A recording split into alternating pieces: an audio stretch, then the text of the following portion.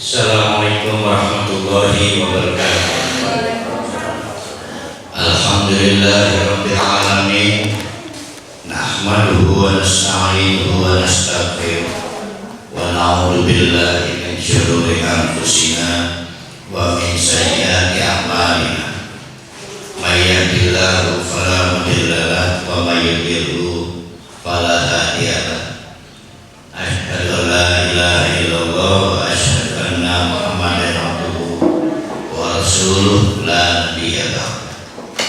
Karena barangkali sudah sampai di parkiran, mari kita lanjutkan kajian kita terhadap surah Al-Imran.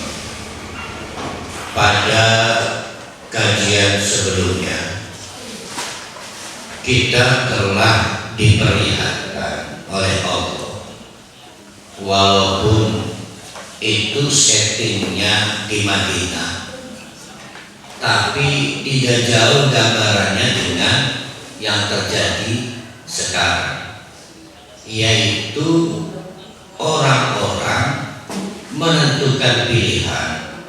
Ada yang beriman, ada yang kafir, ada yang abu-abu. Tapi setelah menentukan pilihan juga ada yang dapat sekuen. Di antaranya yang kemarin kita bahas, mengaku beriman tapi nekat, lebih memilih orang kafir sebagai wali. Itu bentuk-bentuk tidak konsekuen pada pilihan itu. Nah, soal wali dalam kajian kita kemarin lebih kita dekatkan pada aslinya, tidak kita bawa pada dinamika politik sekarang. Sehingga wali yang kita maksud adalah siapapun yang mempengaruhi keputusan-keputusan hidup kita. Orang tua itu mempengaruhi keputusan hidup anaknya, maka orang tua wali bagi anaknya. Suami sangat menentukan keputusan hidup, pilihan keputusan hidup istrinya, maka suami itu wali istrinya. Dan orang-orang lain yang tidak berkaitan nasab pun ada di antara orang-orang itu yang sangat menentukan keputusan hidup kita. Mungkin dia pimpinan kita, mungkin tokoh masyarakat kita, mungkin kiai kita, maka orang-orang itu berpangkat wali. Artinya kita butuh wali, bahwa dalam hidup kita sering dipengaruhi wali-wali dalam kehidupan kita. Nah, kalau kita memilih mukmin, maka tunjukkan keimanan kita. Jangan memilih wali kalau masih ada orang mukmin yang pantas jadi wali kita. Itu sampai di situ tuh kaitannya. Itulah bentuk dari inna dina indallahil Islam. Nah, sekarang kita akan diperkenalkan oleh Allah praktek-praktek keliru orang-orang dulu, Nasrani maupun Yahudi, dua-duanya kita kenal Bani Israel, apa yang disebut dengan tidak konsekuen dengan pilihan. Bahkan diceritakan di fase Mekah pada waktu Nabi belum hijrah, kami mencintai Tuhan kami, Allah. Tapi apa yang terjadi? Sebagaimana kita tahu,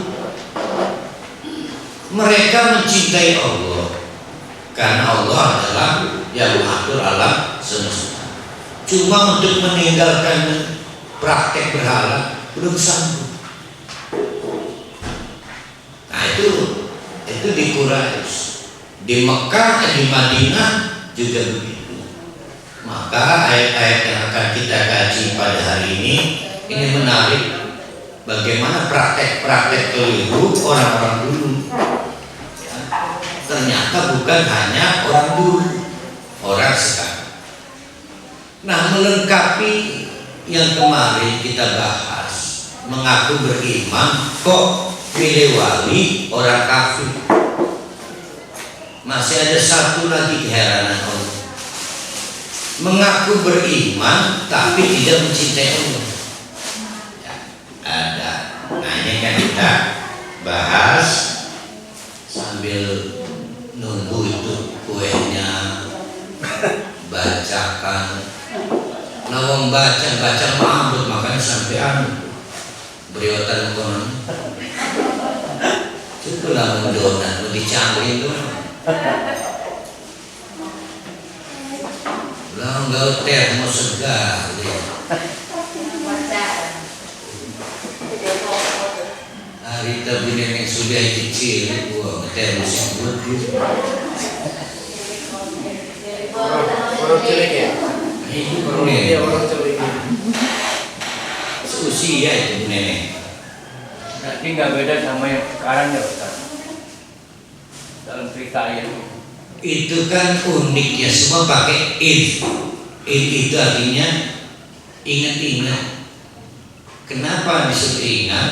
Karena pasti banyak mirip. Ingat. Mari kita lanjutkan pengajian kita sampai ayat 30 ya sekarang.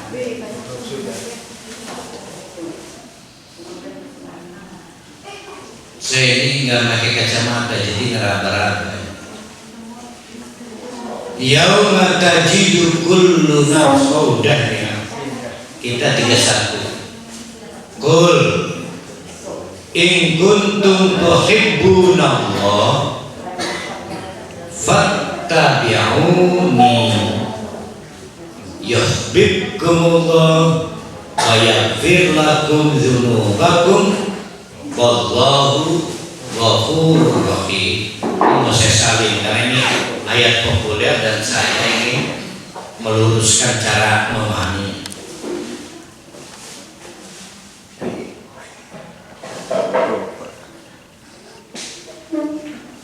Oh mal, lalu lewat dino deweke menghormati mal Keringnya. garing.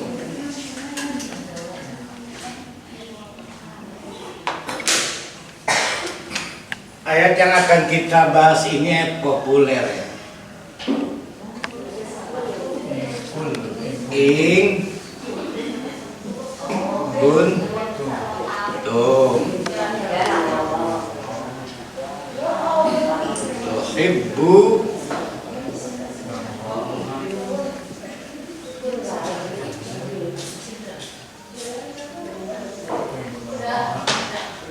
terus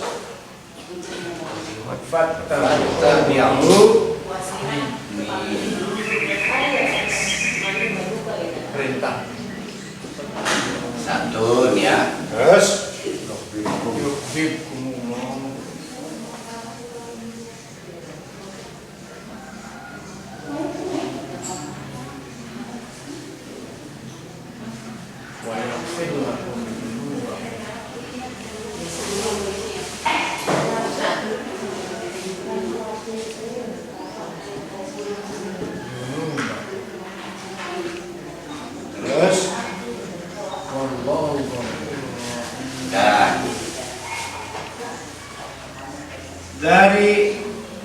dari satu ayat ini kita harus bisa mengungkap dua narasi. Ini hati-hati karena ayat ini populer. Saya akan membantu sebuah tenaga semampu saya insya Allah untuk meluruskan apabila kita anggap keliru. Kul katakanlah hai Muhammad. Jadi ini Nabi Muhammad disuruh menjawab. Pastilah ada yang bertanya. Diduga ini adalah dampak dari perdebatan dengan orang-orang Nasrani dari Nazar yang pada awal surat Ali Imran sudah kita ceritakan. mereka mendebat Rasulullah berhari-hari, tinggal di masjid Rasulullah, tapi melaksanakan ritual Nasrani. Kata mereka, nahnu mu'adzibu Isa bin Maryam. Kami ini kelompok pengagum dari Isa al-Masih, Isa bin Maryam. Mu'adzib yang mengagungkan. Wa nahnu na'buduhu, dan kami beribadah padanya. Maka kata Allah, kul, katakanlah hai Muhammad kepada mereka, bukan begitu beriman itu.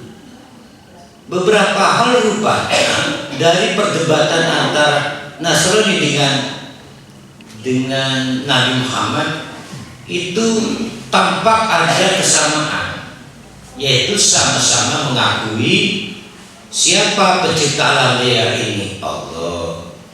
Siapa pengatur alam raya ini, Allah.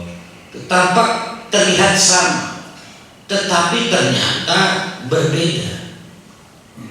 Karena keimanan mereka tidak Islam, tidak total, masih ada syarat. Apa di antara syaratnya? Nahnu mu'addimu al-Masih Isa bin Maryam. Kami ini pengagum Isa, yang mengagungkan Isa.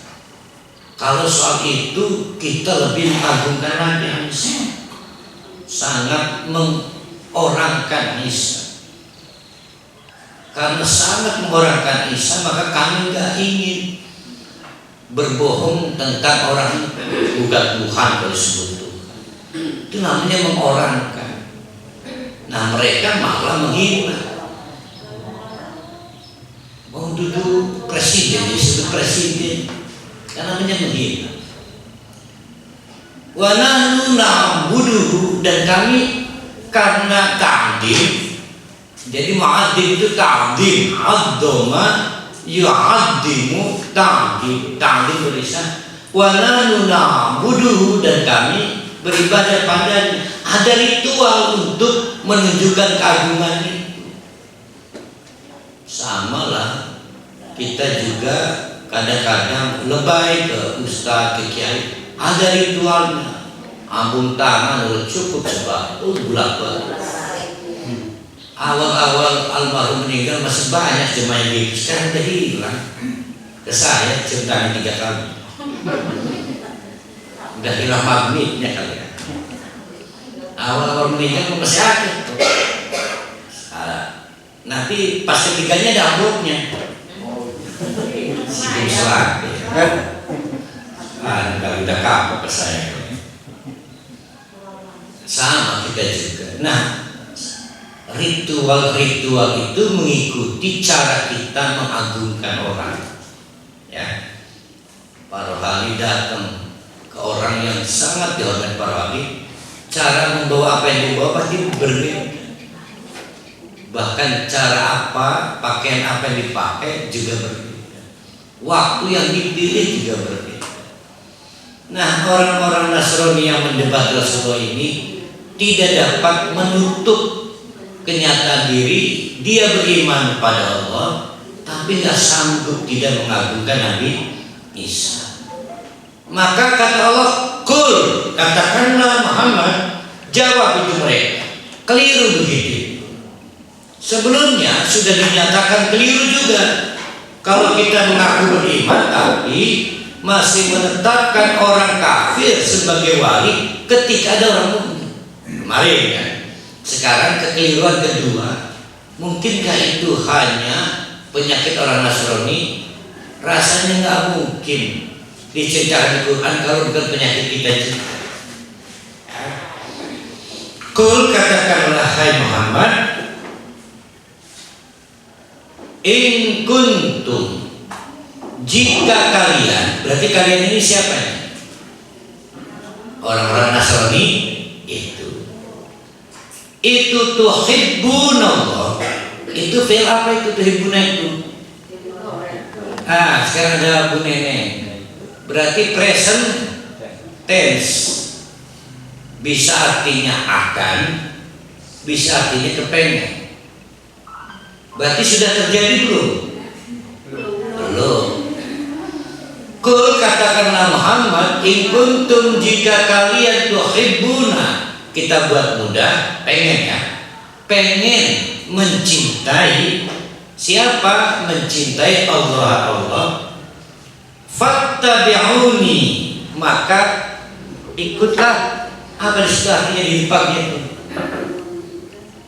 Maka ikutlah aku. Nah, ini mau saya perbaiki. To follow, untuk mengikuti itu beragam digunakan di Quran. Salah satunya ittiba. Tetapi keliru mungkin bapak-bapak, ibu-ibu, kalau maksudnya itu ittiba dalam pengertian selama ini kita, saya pengikut Rasulullah.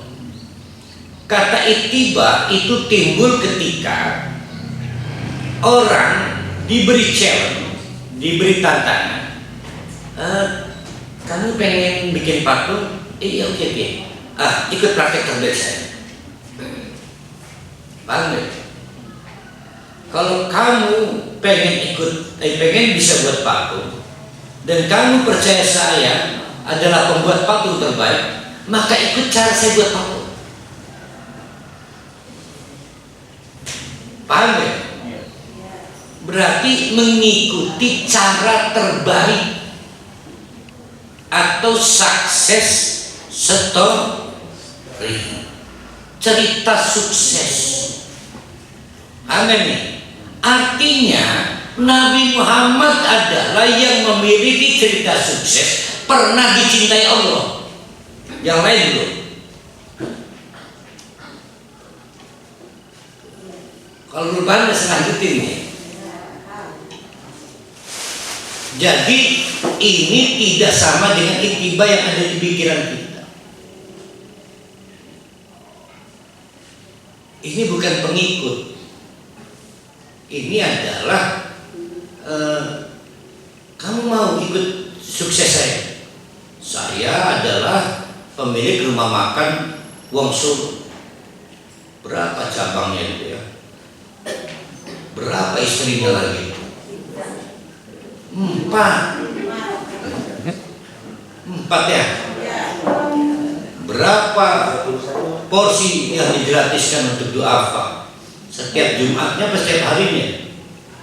Dia punya cerita sukses, dia share, dia berbagi. Kamu mau ikut cara sukses saya? Ikuti saya. Nabi Muhammad menjelaskan kepada kita, Allah menjelaskan kepada kita, yang punya kisah sukses sehingga saya cintai di antara makhluk ini adalah Muhammad. Kalau kamu pengen mencintai saya, ikuti kisah sukses dia. Berarti kita nggak bisa mencintai Allah tanpa melihat kisah sukses Nabi Muhammad pada saat mencintai Allah. Berarti ini bukan cinta biasa yang kita bandingkan dengan wadon tangguh. Pemaning memerlukan dia bagi cinta itu.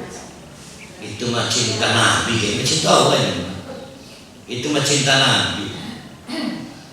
Jadi pertama PR kita bedakan dulu kendati pun habbab artinya mencintai dengan peristiwa kita mencintai wong wadon atau lanang mencintai wong wadon mencintai wong lanang.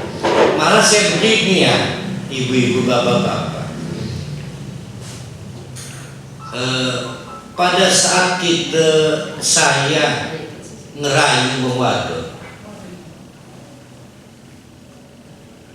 terus ada feedback, kan ada balasan, kirim ucapan cinta, love giving kan, itu sebetulnya ada peristiwa berbahaya. Apa peristiwa berbahayanya? Iki si wong wadon sedang rendah memandang dirinya, hanya dia yang bisa menghargai saya. Mabuk. Berarti dia memandang dirinya rendah, seolah-olah dewek itu relaku lah wong liyan sing demen. Maka ketika ana lanang kasih mana kan kucing gitu mengirim pesan, mudah-mudahan ada jodoh, oh berbunga-bunga karena merasa kemarin ngebelangsak nggak ada yang mencintai saya. Jadi kita akhirnya paham yang kita sebut cinta itu adalah refleks dari pandang rendah pada diri sendiri. Nah, cinta yang kita bicarakan pada yuhibbukumullah tidak memiliki kaitan dengan itu, tapi kaitannya dengan Islam, memasrahkan diri. Jadi hanya kepada aran cinta doang. Lamun tak boleh diganti artinya, mendingan diganti. Cuma apa artinya? Diganti hamba. Nah, kita kembali beberapa mungkin nggak nyantol cluenya ya, terutama kaum jaksel. Jadi ittiba di sini, kalau boleh minta izin saya menerjemahkan untuk membantu dengan gampang, mengikuti kisah sukses seseorang itu artinya ittiba. Allah menyatakan in kuntum tuhibbunallah, kalau kalian memang ingin menunjukkan cinta pada Allah, fattabi'uni, Muhammad sampaikan pada mereka, ikuti kisah sukses saya. Ada dua narasi di situ. Pertama, Allah telah mengesahkan bahwa Nabi Muhammad adalah hamba yang sukses dicintai Allah dan hamba yang sukses mencintai Allah. Satu. Yang kedua, cara yang paling mudah untuk kita mencintai Allah adalah meniru kisah sukses Muhammad. Yang paling bisa menurut Allah kita meniru Nabi Muhammad. Satu dulu itu ya, kita perbaiki cara pandang kita. Kalau kita pengen mencintai Allah, maka ikuti kisah sukses Nabi Muhammad pada saat mencintai Allah. Apa indikatornya? Nah, ini yang menarik nih. Indikatornya bukan rezeki ternyata. Indikatornya adalah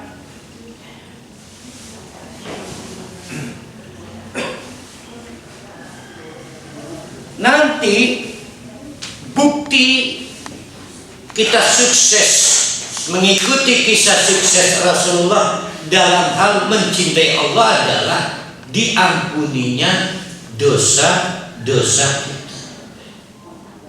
Pertanyaannya, ari mekono sibuk-sibuk pengen demeni Allah dan demeni Allah itu urusannya aku ya. Berarti ambisi bapak-bapak ibu-ibu mencintai Allah sebetulnya kemana sih? Saya tahu kok, ternyata pengen bahagia di dunia.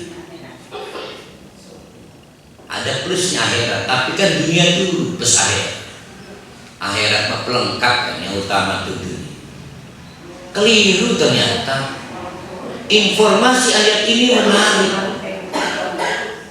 Dasar-dasar kita mencintai Allah karena pengen diampuni. Barulah kita sadar apa sih arti mencintai itu. Ternyata mencintai itu artinya kekuatan memilih seseorang untuk mengambil manfaat. Contoh, istri saya namanya Indah. Akhirnya lama-lama saya mencintainya karena saya merasa ada manfaat yang bisa saya ambil. Manfaat itu yang membuat saya ketergantungan. Saya nggak mau lah pisah dari istri saya itu. Oh, manfaatnya udah terasa. Nih anak tuh masaknya pinter, terus udah pinter nolak duit ngajar lagi. Aneh baik. Nah itu namanya manfaat. Mencintai Allah itu ngarep manfaat apa nih?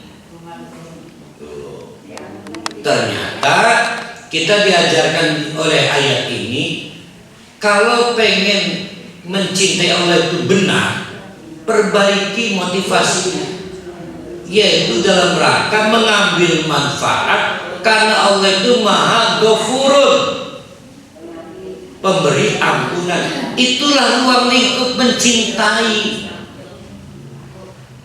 Jangan dikaitkan dengan rezeki, apalagi ketika miskin atau fakir. Jangan dikaitkan dengan kesembuhan ketika sakit, apalagi berkepanjangan. Jangan innalillah. Tembakannya innalillah. Baitul Mukmin ini apanya?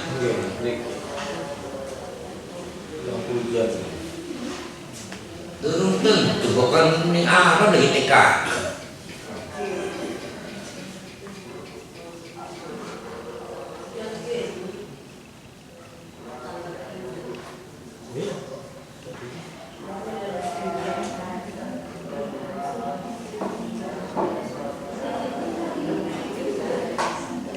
Wali kota dulu, bukan wali kota Serang. Bukan, RW 03 aja. 03. Enggak, RW 3 kan. 04 gitu.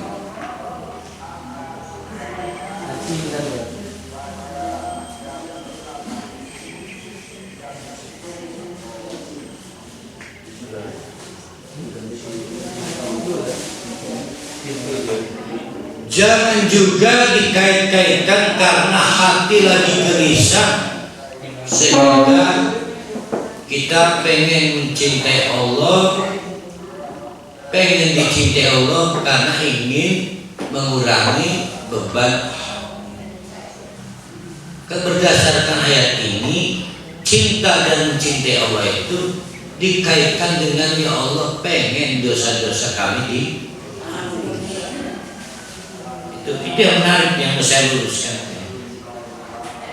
Makanya kalau apabila mengacu pada ayat ini, mencintai Allah itu adalah bagian dari taubat, ya. Bukan bagian dari cari rezeki, bukan bagian dari cari keuntungan dunia. Maka saya jadi ingat banyak orang yang sukses mencintai Allah setelah hijrah, tapi yang belum hijrah hanya ke dalam doang. Maka yang mu'alaf itu lebih besar dan lebih konkret cara mencintai Allahnya. Nah kita masing cilik menik surat lahir Islam.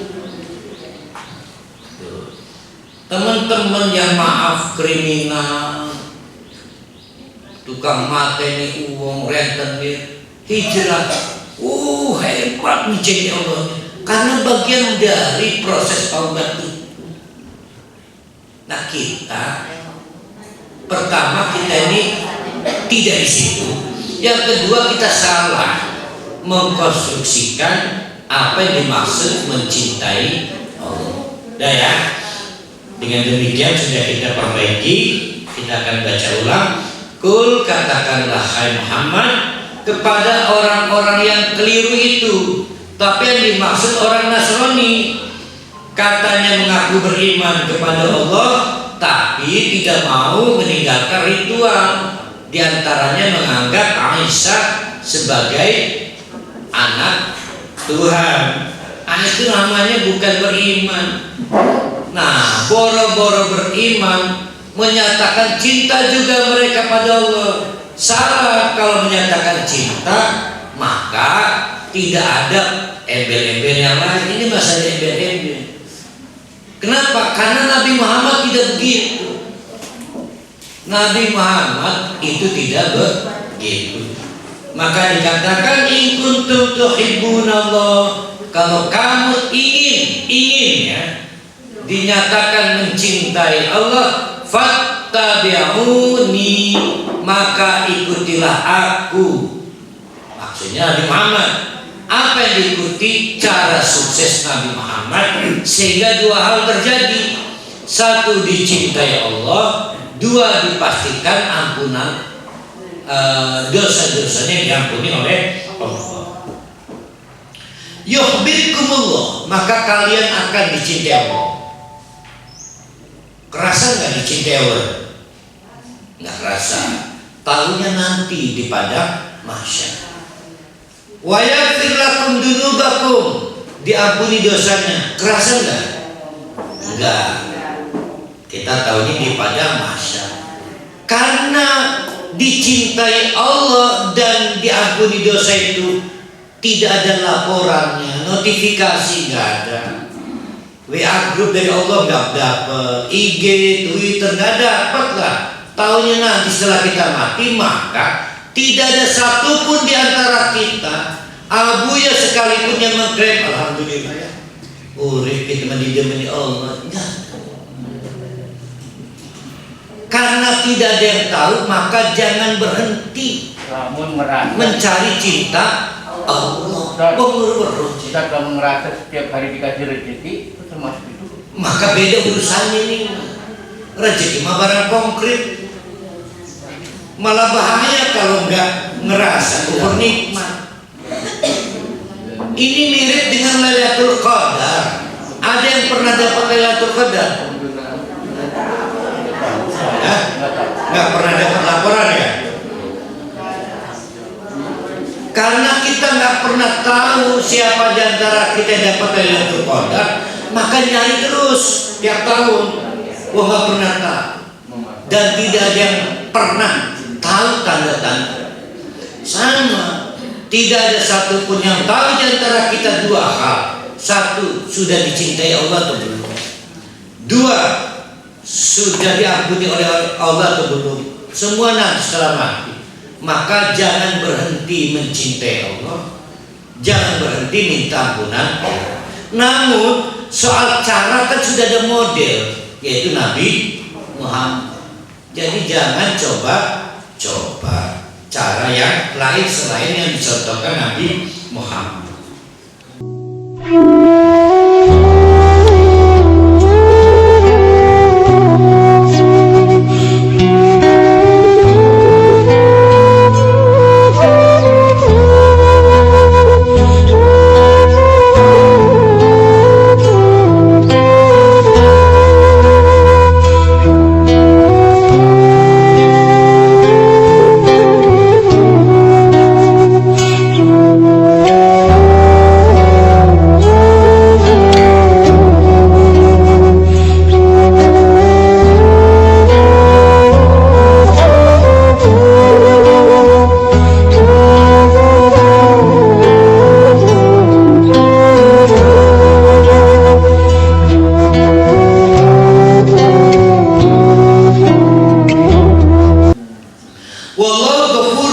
Bagaimanapun Allah itu dua.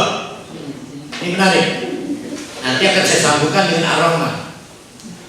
Dua fakta yang tidak terbantah. Allah Maha Ghafur, pengampun. Yang kedua, Allah Maha Rahim. Mari kita ingat ke Ar-Rahman.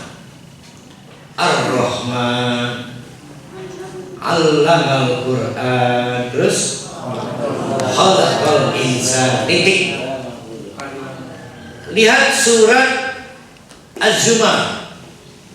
Nabi Ibrahim akhirnya ngomong khalaqtani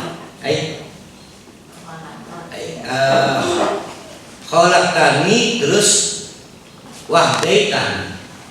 Ya Allah, Engkau yang menciptakan aku, maka Engkau memberi petunjuk pada wahadani, khalaqtani wahadani. Ini ya, doa Nabi Ibrahim dulu. Kata Nabi Ibrahim, Allah itu adalah Al-Khaliq. Maka Allah Al-Haq. Berarti yang disebut mana dulu? Khalaqtani.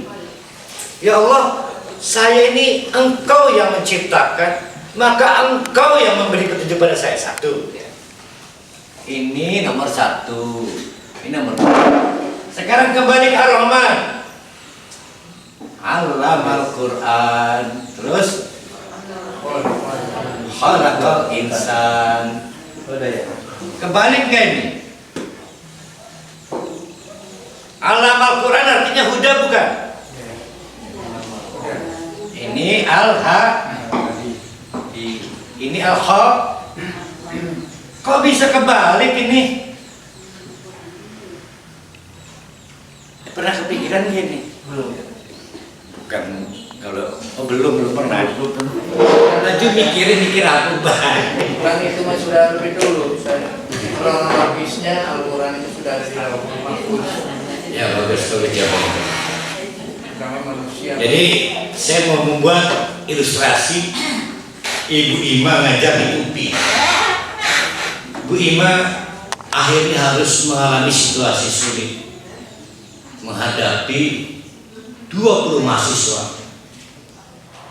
Sudah bertahun-tahun enggak di DO, tapi enggak naik-naik kompetensi. Enggak di DO bertahun-tahun. Sehingga Bu Ima itu sing jender sampai gini. Enggak naik-naik. Akhirnya dalam satu sesi yang saya angkat, si mahasiswa ini mengacungkan tangan. Maaf Bu, tolong ulangi pelajaran tadi. Di satu kelas itu hanya mahasiswa itu yang belum paham. Maka kata Bu Ima, apa yang saya ulangi dari awal sampai akhir? Oke, tolong yang lain diam, Ibu akan bantu satu mahasiswa. Selesai, menyita waktu yang lain. Gimana? Ibu punya waktu yang lain enggak? Saya masih belum paham. Yang mana yang belum paham dari awal sampai akhir? Yang hebat Bu Ima, enggak kepancing. Kata Bu Ima, nanti kamu ke kantor ya.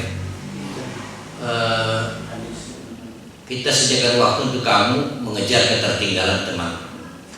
Demikianlah di kantor diulang lagi, terjadi lagi. Gimana sudah paham belum? Mana yang belum kamu paham dari awal sampai akhir? Akhirnya kata Bu Ima, kamu butuh waktu yang lebih banyak. Oke, nanti sambil makan malam bersama suami saya, kamu ke rumah saya. Kata si mahasiswanya, sebaiknya Ibu ke rumah saya. Mulai kurang ajar nih mahasiswa. Saya kira Ibu membutuhkan suasana yang saya butuhkan. Rumah saya, lingkungan saya, dan makanan favorit masakan ibu saya. Bahkan lebih dari itu, tolong Ibu pakai baju ini. Ibu juga harus keluar rumah jam segini, karena saya rasa minggu Ibu keliru mengajar saya. Mulai itu tambah kurang ajar. Itu adalah tahun ke-8. 4 tahun yang lalu teman-teman sekelasnya sudah mulai diterima di lapangan kerja karena udah pada lulus. Enggak lulus ini masih. Kira-kira Bu Ima putus asa itu ya? Kayaknya mau putus asa. Bayangkan oleh bapak-bapak, ibu-ibu dengan objektif Nabi Muhammad menghadapi Quraisy 13 tahun.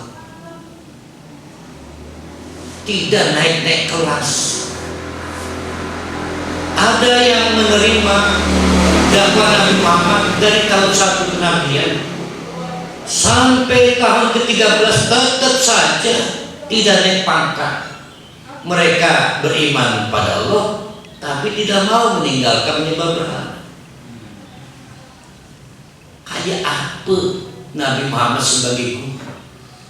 Ketemu 4 lu lagi. Bayangkan problem Bu Ima, dan kita bayangkan pula sosok kayak apa Nabi Muhammad. Maka kata Allah, Allamal Quran. Allah lah yang mengajarkan Al-Quran. Wa khalaqal insan. Allah tetap ngajar Al-Quran. Nabi Muhammad tetap akan menjadi guru. Dan wa khalaqal insan, Allah kemudian menciptakan manusia. Quran dulu apa manusia dulu? Pertanyaan. Yang benar manusia dulu. Quran. Ini jawabannya. Tidak ada alasan untuk Bu Ima putus asa. Tidak ada alasan untuk Nabi Muhammad putus asa. Karena manusia diciptakan, struktur fisik dan batinnya itu sudah disesuaikan dengan Quran. Karena Al-Quran lebih dahulu diciptakan. Bahwa ada kasus mahasiswa yang unik seperti mahasiswa Bu Ima itu, atau seperti Quraisy yang 13 tahun dan naik kelas sampai melalui kuliah Ayyuhal Kafirun, tinggalkan itu, deret dari daftar murid, deret dari daftar mahasiswa, pindah ke Madinah. Gagal. Itu tidak mengurangi Nabi Muhammad terus berdakwah. Tapi pindah tempat kan ya. Beda dengan kasus Bu Ima. Tapi Allah loh yang menetapkan loh. Kul ya ayyuhal kafirun, dah itu mah kafir. Selesai. Nah, itu menarik, surat Ar-Rahman itu menarik. Perhatikan dapat apa Nabi Muhammad itu di ayat ketiga, ayat keempat, ayat kelima terusnya.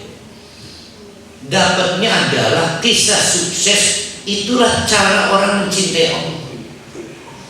Maka dari situ Nabi Muhammad dapat ampunan. Nah, itu tadi.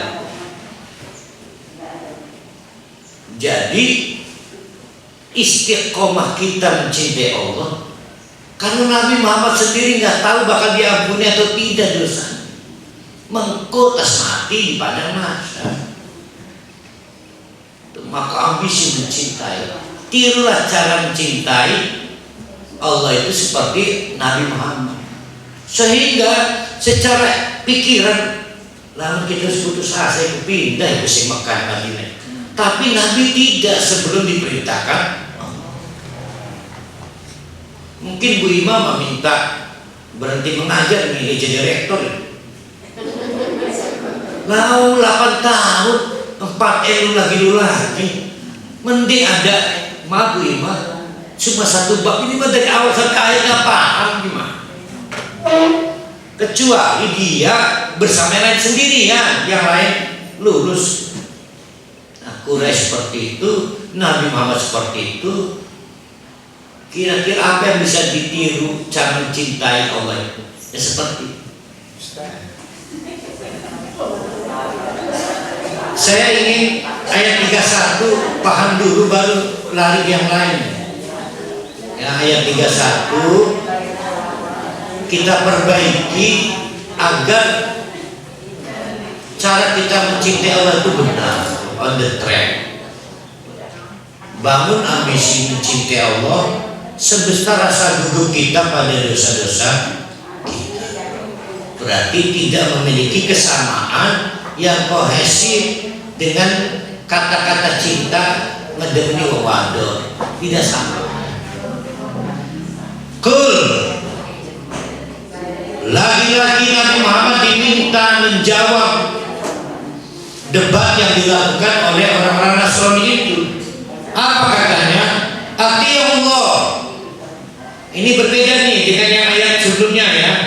Ati Allah, taatlah pada Allah, wa Rasul dan Rasul Allah.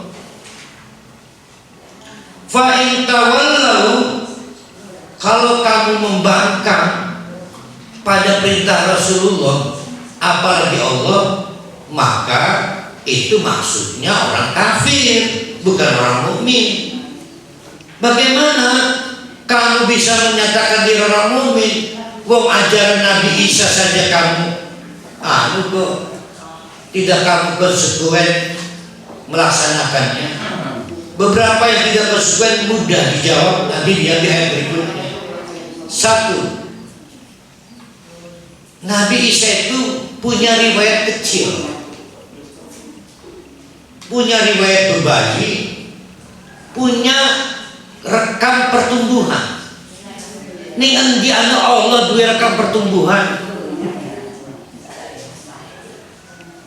punya jejak masa kecil, punya jejak masa dewasa. Ning di anak Allah punya jejak masa kecil. Lama kau jadi uang pernah cilik ke Allah itu. Nah itu nggak konsekuensi. Kecuali orang-orang Nasrani lupa kisah Nabi Isa sejak persalinan sampai dewasa. Bagi yang lupa, mari kita lihat ayat-ayatnya. Maksudnya itu ya. Mari kita lihat. Inna Allah astafa Adam wa Nuhan wa ala Ibrahim wa ala Imran ala alamin. Sesungguhnya Allah telah menetapkan pilihannya sendiri. Istofa, Mustafa. Apa Mustafa itu? Memilih pilihan. Keripik.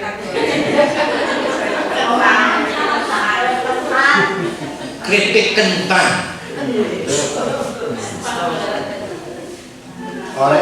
Coba lihat surat Al-Hajj ayat 75 dan 78. Surat Al-Hajj ayat 75 dan 78. Iya. 75. Inna Allah astafi. Enggak, yang 75 dulu. Ayat 75 benar. Iya. Innallaha yastafi. Allahu yastafi. Allahu yastafi minal malaikati rusulan wa minan nas. Allah menggunakan kata istofa. Ya. Itu ayat 75-nya ya. 75. Allah menggunakan kata Yastafi. ya istofa, Yastafi. ofi, Yastafi. istofa, yastofi. Salah, sorry ya. Ini sorry. Yastafi. Ya. Berarti ifta'ala yaf. Sekarang ke 78. Wajahidu fillahi haqqa jihadihi. Terus huwajtabakum ya. Huwajtabakum. Kenapa harus berjihad? Karena huwajtabakum. Allah telah menetapkan pilihannya pada kalian semua sebagai peserta jihad. Yang ayat 75 istofa artinya choice juga memilih. Yang ayat 78 ijtaba juga choice memilih. Apa bedanya? Maksudnya itu. Apa bedanya istofa dengan ijtaba? Artinya sama-sama memilih.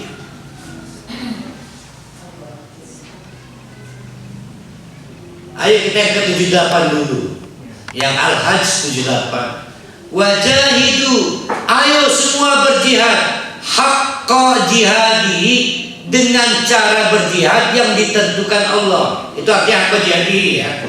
Artinya tidak bisa sembarangan. Harus lihat maunya Allah apa. Itu akan sama artinya dengan dua kalimat ini. Satu, ayo beramallah yang diridai Allah, berarti yang sesuai dengan standar keridhaan Allah. Tidak bisa beramal seenaknya sendiri. Satu. Yang kedua, ayo raihlah manfaat dunia sesuai dengan izin Allah. Artinya selama berkesesuaian dengan hukum-hukum izin Allah. Nah itu juga sama, haqqa jihadi, ayo berjihad sesuai dengan cara Allah berjihad. Kenapa harus begitu ya Allah? Abot amat. Huwajtabakum, karena Allah telah menetapkan keputusan, memutuskan, telah memilih kalian sebagai peserta jihad tanpa satupun ada udur. Senajan cacat fisik, semua peserta jihad Allah telah memilih kamu berjihad. Artinya jihad itu semua yang bernyawa, semua manusia bernyawa, miskin, sugih, cacat, sehat, gering, sehat, semua berjihad. Wastabakum. Apa bedanya dengan istofa? Nah, kalau istaba boleh bertanya, maka para hali dipanggil oleh bos pabrik roti. Sudah berapa bulan per hari kanvas? Tahu. Besok masuk kerja jangan pakai motor, nanti dijemput sopir saya. Loh, kenapa Pak? Bapak besok jadi direktur pabrik ini. Kata para hali, jangan main-main. Saya Tuhan kamu. Saya telah memilih kamu. Saya tahu batas kemampuan kamu. Tapi saya nggak bisa Pak, saya cuma kanvas. Saya Tuhan kamu, saya menciptakan kamu. Saya tahu kamu mampu. Itu gue tambahku. Tapi boleh ada dialog. Tapi tetap keputusan yang memaksa. Oke, kata pimpinan besar, kamu mau hidup apa mau jadi direktur? Lalu kalau jadi direktur tak bacok sih. Itu gue tambahku. Tapi istofa tanpa dialog, maka Nabi Muhammad nggak bisa ngejar mendebat Allah. Ya Allah, mendingan sini dah jadi Nabi aja gitu. Ya kan nggak ada kan? Tetapi orang-orang di Mekah ribut. Kok bisa sih Muhammad yang dipilih jadi Nabi bukan dari kalangan satu yang punya kapital, yang orang tuanya lengkap, yang penghasilannya lengkap, sing udah lebay Allah aja. Itu mah orang, tapi Nabi Muhammad dia nggak bisa menolak. Bahkan pada waktu Siti Khadijah menasihati, selekas pulang dari Gua Hira, kata Khadijah, laki kita, sirah itu kenang jimat, bukan kesurupan. Kamu lagi disayang yang Maha Kuasa itu. Tenang baik, tenang, dan boleh. Tapi nggak ada berat, nggak ada ngomong kamu dilatih jadi nabi, enggak lah, enggak, orang lain aja nggak ada. Begitulah Ibrahim, Yahya, Zakaria dan keluarga Imran, keluarga Ibrahim semua begitu adalah orang-orang yang tidak dapat menggugat keputusan Allah kenapa dia dipilih nabi. Dan kenapa ada nabi yang cuma nabi, yang lainnya ada nabi juga rasul, maka disebut istofa. Ya, itu istofa dulu. Innallaha astofa. Sesungguhnya Allah telah memaksa dengan pilihannya, tidak bisa didebat. Siapa? Satu, Adam, Nabi Adam. Dua, wa Nuhan, Nabi Nuh. Para ahli nggak bisa usul tuh, nggak bisa usul. Ini maunya Allah, ini nggak bisa diganggu. Kan para ahli kayak usul pamanar jangan dianggap bisa. Wa ala Ibrahim dan keluarganya Ibrahim. Wa ala Imran dan keluarganya Imran. Alal alamin, di antara makhluk-makhluk alam semesta ini terpilih 4 Adam. Satu Adam disebut kakek mula kita, nenek moyang pertama kita. Yang kedua Nuh, kakek moyang kita kedua. Karena ada banjir yang menyebabkan mati kabeh kecuali Nabi Nuh dan 3 anaknya ikut bahtera kapal. Plus monyet, semut, kancil, kelinci, kan kakek moyang kita dulu binatang. Maka Nuh adalah kakek moyang kedua. Itu dari personal. Kenapa disebut Adam? Kenapa disebut Nuh? Wa ala Imran dan keluarganya Imran, bukan Imronnya, keluarganya. Berarti siapa aja itu? Yang di Ibrahim apa Ibrahim dulu? Oh, keluarga Ibrahim sampai satu kaki ke Ishak, satu kaki ke Ismail. Lalu keluarga Imran. Siapa aja keluarga Imran? Udah kita bahas. Lah Rabi ini kan. Satu Imronnya. Imron iki satu ya Imron iki ya. Kiai Gedir Abuya lah. Abuya. Dua istrinya. Wih. Yang enak mah mantan saya enak. Ada yang menyebut Hinna. Hinna. Nah, untuk menggembirakan saya Hinna Pak.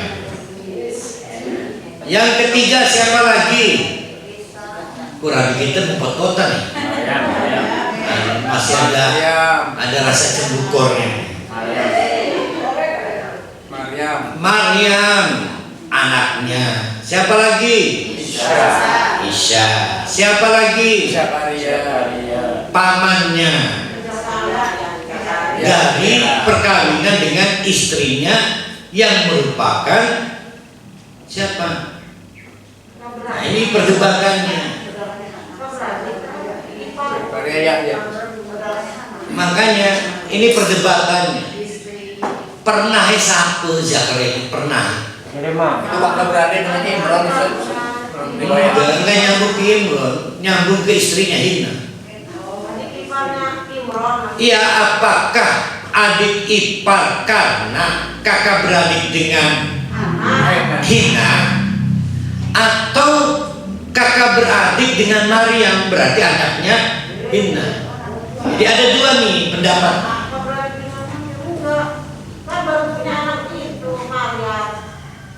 Yang menyebut Maria Zakaria paman itu dua versi. Satu pamannya Aisyah, dua pamannya Maryam.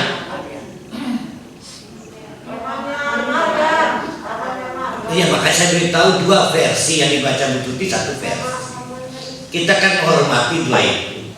Namun karena tidak diungkapkan presisi tidak penting, ya. Tidak penting.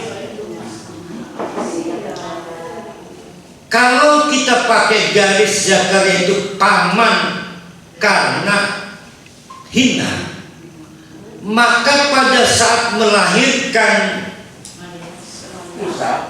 bukan Zakaria, ya Allah, 280 tahun usia istrinya Zakaria. Enggak begitu, Ge. Jangan begitu, enggak fair karena sudah meninggal Imronnya. Mungkin dilupakannya. Isa lahir Imran meninggal. Isa lahir Imran meninggal. Maka oiduka yang menguidukan wasalma itu Maria. Itu Hina. Bukan suaminya. Nah, kita baca dulu ya. Ini empat pilar istimewa. Ada Adam, ada Nuh, ada keluarga Ibrahim, ada keluarga Imran. Buat apa ini diceritakan? Pertama adalah meluruskan kesalahpahaman orang-orang yang mendebat Rasulullah. Ya, satu katanya mencintai Allah tapi masih ritual beribadah seolah Isa itu Tuhan. Kalau memang kamu masih begitu, nih yang benar ini. Anehnya Nabi Muhammad tidak pernah traveling, sehingga tidak tahu di Madinah banyak sarjana Nasrani, banyak sarjana Yahudi yang tahu soal Taurat, tahu soal Injil, tahu soal kisah-kisah Nabi dahulu. Muhammad malah nggak tahu apa-apa. Harus berdebat dengan sarjana-sarjana dari Nasr. Kebayang tidak? Maka nanti di ayat berikut itu Muhammad, padahal kamu nggak tahu loh pada waktu Zakaria ribut mengundi siapa yang berhak mengasuh Maria. Kamu nggak tahu dan kamu nggak di sana. Tapi kok kamu tahu? Itulah wahyu. Wahyu itu ilmu yang tingkatnya paling tinggi. Jadi wahyu itu ilmu yang tingkatnya paling tinggi. Di bawah wahyu adalah ru'yah sharihah, mimpi yang soleh, mimpi yang benar. Itu nilainya 1/40% dari wahyu. Berarti 1 dibanding 40 lebih lah. 2,5%. 2,5%. Kayak zakat bisa diberarti. Cita masih gede sih. 1/40 jadi usah 1/40. 1/42. 2,5%. Nah, mimpi yang benar itu nilainya 2,5% dari wahyu. Di bawahnya sains, penelitian, tambahan 0,0. Tapi wahyu itu ilmu yang hak pun. Pertama, pendeliverinya nggak korupsi, malaikat Jibril. Yang kedua, gurunya Allah. Wahyu. Konon di antara wahyu sampai mimpi ada namanya apa kan istilahnya? Hikmah sekali ilham. Ada beberapa penelitian mengukur ilham itu berapa skornya, tapi Nabi Muhammad hanya memberitahu satu itu doang, bahwa mimpi skornya 1/40. Dari wahyu yang lain nggak dibuat skor, jadi nggak perlu kita bahas. Dzurriyyatan ba'duha min ba'd, satu keturunan dengan keturunan yang lain itu menjadi tali temali. Mana dzurriyyat mana nih? Dzurriyyat Ibrahim dengan dzurriyyat Imran. Berarti dzurriyyat Kesultanan Banten nggak masuk? Nggak masuk ya. Tak kecap sama dzurriyyat pasalnya. Wallahu sami'un alim. Ketahuilah yang dibicarakan orang-orang Nasrani itu Allah Maha mendengar. Yang dibicarakan apa materinya soal Nabi Isa oleh orang-orang Nasrani kepada Nabi Muhammad pada saat mendebat itu, alimun, Allah Maha tahu. Jadi perdebatannya disaksikan Allah. Nabi Muhammad akhirnya diinjeksi pengetahuan yang disebut laduni, ya, wahyu itu. Jadi ibu-ibu, bapak-bapak, coba lihat di Al-Alaq. Iqra bismi rabbikal ladzi khalaq, khalaqal insana min 'alaq. Iqra wa rabbukal akram alladzi satu 'allama bil qalam. Ada cara Allah mendistribusi ilmu dengan tool, dengan instrumen bil qalam. Tapi wa 'allama ma lam ya'lam. Ada yang nggak pakai tool, nggak yang pakai instrumen. Yang bil qalam berarti bil kasbiyah, harus usaha, sekolah, baik yang formal, informal, non formal. Yang non formal itu PLS, Pak Ujang. PLS atau PLS apa yang perlu? Pendidikan luar sekolah. Iya, Pak Ujang. PLS pendidikan Luar sekolah. luar sekolah. Tapi ada juga yang di ghairil kasbiyah, tanpa usaha, klub begini. Hikmah suka-suka Allah. Yang pasti Nabi dapat wahyu, nggak bisa memohon. Memang ada peristiwa Nabi itu kangen kepada malaikat Jibril, jedanya panjang, Sri Ahmad atau Allah marah ya ke saya ya. Itu tidak berkaitan dengan pengen dapat wahyu. Ya Allah kasih saya wahyu, lo kasih bocoran, enggak. Saking biasa ditekani malaikat Jibril, ditekani mana? Ada perasaan bersalah. Apa saya dibenci Allah ya? Diembargo apa yang itu?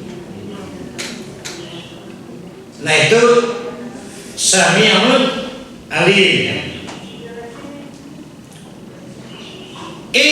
ingatlah, berarti jangan coba-coba dilupakan. Id qalat imra'atu Imrana rabbi inni nadartu laka ma fi batni muharraran fataqabbal minni innaka antas samiul alim. Pada dasarnya pernah kita kaji 2 tahun yang lalu pada edisi Ramadan. Tapi karena diperintahkan diulang-ulang, jangan bosan mengulang-ulang. Ingatlah, qalat imra'atu Imrana, pada saat istrinya Abu Ya Imron qalat, ngomong tapi apa itu? Mengadulah. Rabbi, Tuhanku, ini nadartu, saya nadar deh. Saya nadar laka kepada, saking pengennya punya, bukan sembarang anak, bukan salah, saking pengennya punya keturunan jadi pengurus masjid.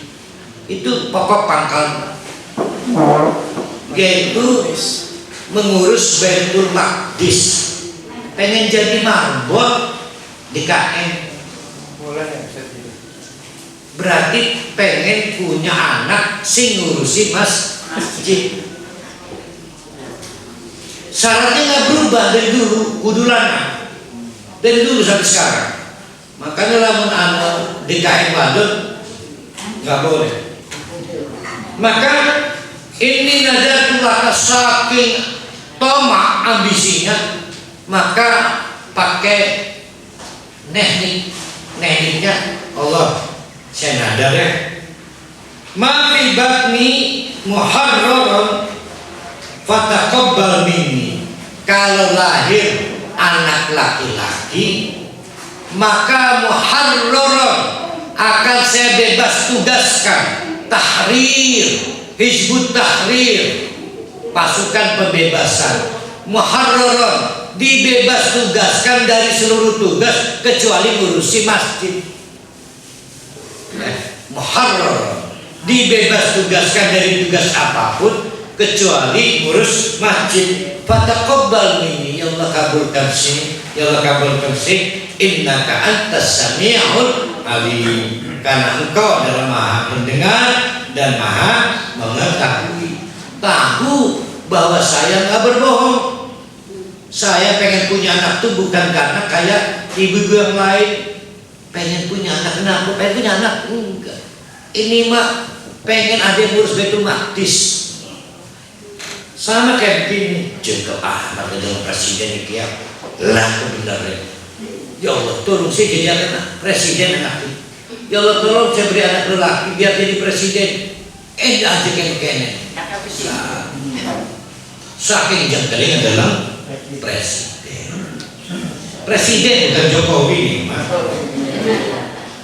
Ya, presiden bukan Jokowi.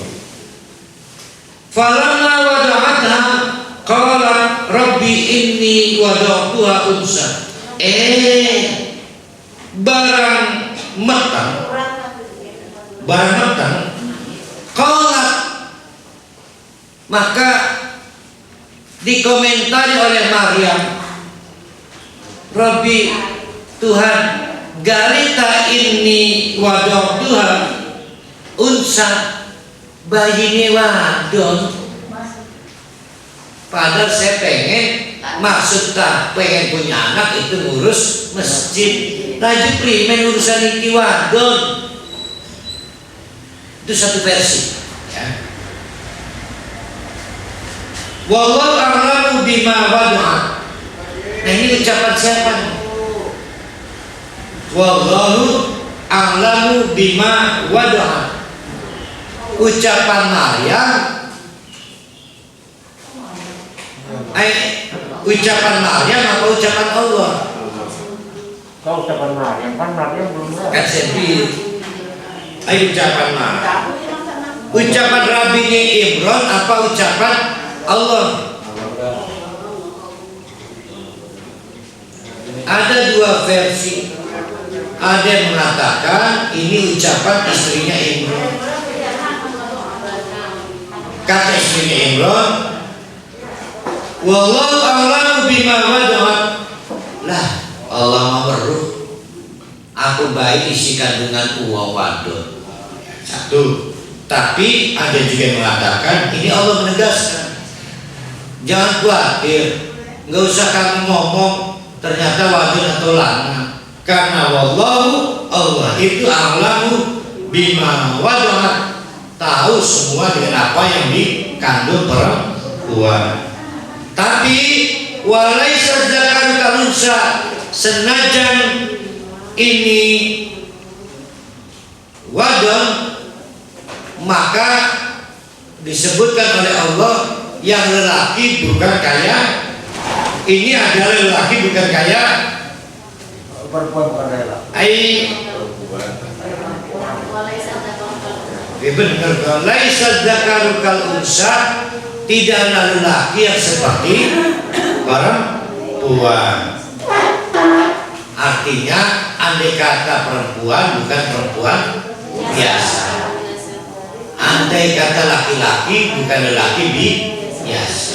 Tapi faktanya jenis kelaminnya perempuan. Wa ini sammaituha Maryam. Bapaknya meninggal, Imran. Waktu lahir itu Entah sebelum persalinan, mungkin nggak ada kendaraan, tempat klinik. Yang jelas pada saat persalinan Imran sudah wafat. Karena sudah wafat, wa ini sammaituha Maryam, maka Rabi di dewe sing dai aran anak diberi nama Maryam. Wa inni a'udzuha bika, di doa ini doa isti'adzah. Wa dzurriyyatiha, juga untuk anak keturunannya termasuk Isa nanti. Minasyaitonir rajim. Jadi Maryam lahir sebagai yatim, ya, sebagai anak yatim. Ini yang akan memicu kemudian, karena Imran adalah abuya, maka terjadi konflik hebat. Semua berebut pengen ngadopsi Maryam karena ngalah berkah. Begitu ribut, semua merasa saya kan ketua RT, enggak, saya ketua RW, saya lebih berhak, macam-macam.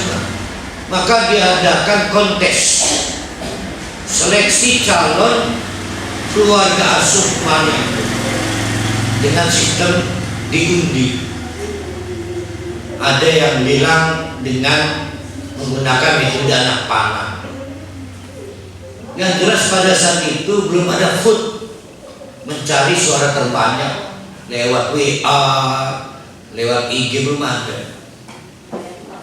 Nah, terpilihlah Zakaria melalui kontes pemilihan itu. Dan memang Zakaria bukan orang lain, dan memang Zakaria bukan orang lain. Tapi perhatikan sosok Imran luar biasa. Banyak orang berusaha ngalah berkah, pengen menjadi orang tua asuh dari Maryam. Falaqabbalaha rabbuha biqabulin hasanin wa ambataha nabatan hasanan wa kaffalaha Zakaria kullama dakhala 'alayha Zakaria mihrab wajada 'indaha rizqan qala ya Maryam anna laki hadha qala huwa min 'indillah inna Allah yarzuqu man yasha bighairi hisab. Sebetulnya bukan cerita ini yang mau dikejar, ini cerita Isa. Kenapa kayak bertili-tili dari cerita dari Imran dulu, untuk memperlihatkan bahwa semua dari masa kecil sampai nanti Nabi Isa punya masa kecil. Pernah bisa ngomong pada waktu masih bebayi, pidato ngomong untuk membuat bantahan kalau betul Isa itu Tuhan, kenapa punya masa kecil? punya pertumbuhan tumbe tidak kena ini gizi buruk. Masa calon Tuhan gizi buruk? Ya. Jadi sangat tidak masuk akal ada Tuhan pernah cilik. Ini yang mau dibantah, makanya kan dia buat step-stepnya itu oleh Allah. Jadi dari situ saja patah itu keberingasan para penebak Nasrani. Akhirnya nadarnya si Hina itu dikabulkan oleh Allah dengan bukti Allah menyediakan seluruh hal yang sebetulnya nggak bisa dicapai karena suaminya meninggal. Jadi walaupun yatim jatuh ke tangan orang-orang baik, yaitu bernama Zakaria yang ternyata bukan orang lain. Yang kedua, Allah menjamin pertumbuhannya dengan baik dengan kata kunci, kata-kata pertumbuhan seperti tanaman, dipupuki, disirami, dibersihi guludannya dari hama pun apa kan nyebutin moksai apa penyakit itu apa sebetulnya panas organisme pengarutan bukan guludan kasus segala bahasa biologinya gulma. Panas mengingatkan aja persium ya. Bahkan diberi keajaiban, kita sebut mukjizat. Zakaria saja bingung begitu masuk kamar, ibaratnya ada duren dan geletak padahal bukan musim duren. Maka membingungkan, yang ini sisa si Allah. Mulai itu tanda-tanda itu karena terjadi. Yang mau saya buat penerjemahan adalah kata mihrab. Mihrab itu apa itu mihrab? Hah?